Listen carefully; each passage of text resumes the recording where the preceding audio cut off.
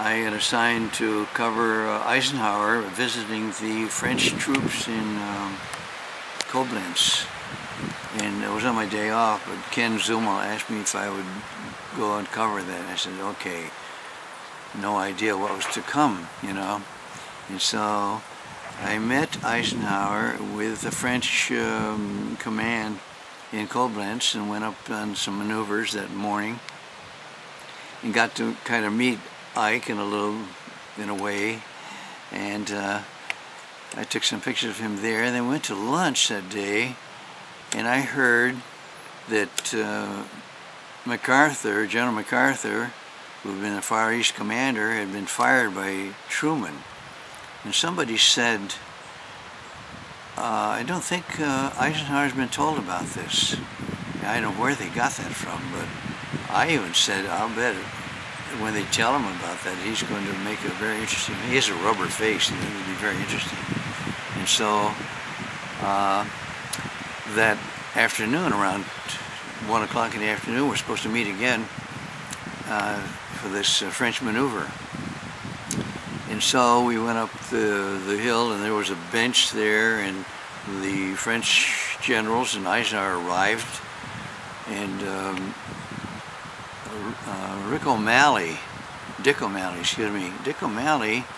said to Eisenhower when they got established there, he said, have you heard news about MacArthur? And he said, no, what happened?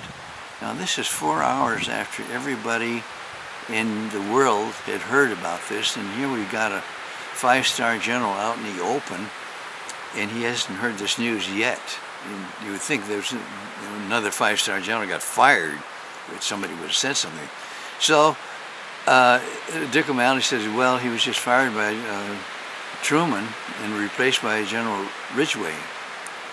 So Ike looks away, and he makes his surprised look on his face, I mean, dubious, and said, well, I'll be darned.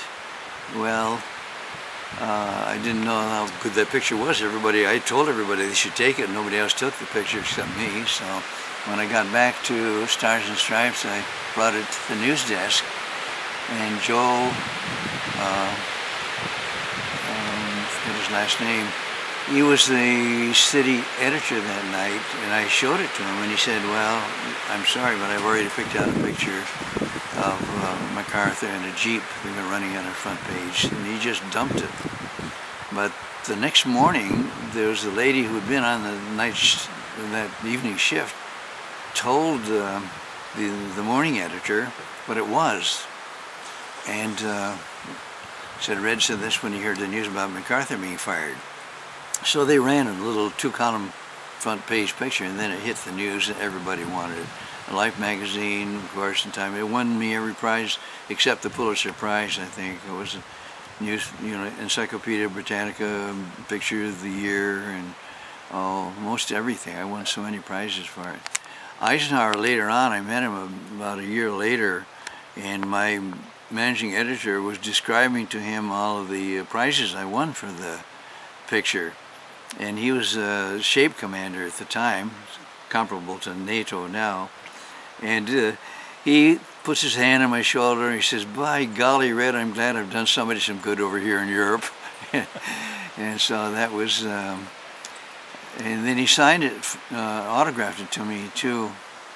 He sent it to me, the autographed picture. And on the bottom it said, for Red Grandy, who in this picture surprised an old soldier, Dwight D. Eisenhower.